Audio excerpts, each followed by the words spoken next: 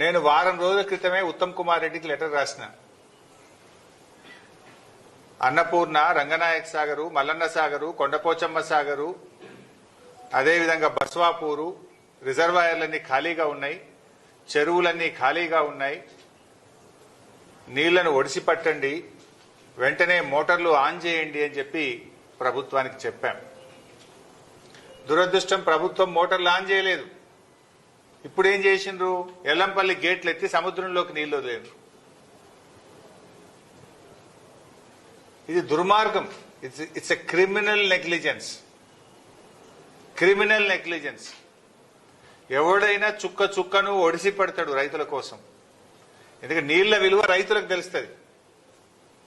ఈ ఉత్తమ్ కుమార్ రెడ్డికి, రేవంత్ రెడ్డికి నీళ్ల విలువ తెలియదు. మీరు వ్యవసాయం చేసిన వాళ్ళు కాదు.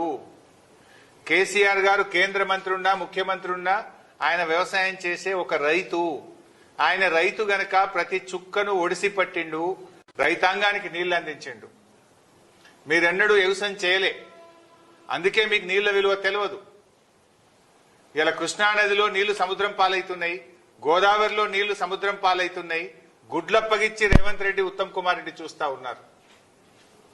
మీ యొక్క నేరపూరిత నిర్లక్ష్యం వల్ల ఇలా రాష్ట్ర రైతాంగానికి తీవ్రమైనటువంటి నష్టం జరుగుతూ ఉంది.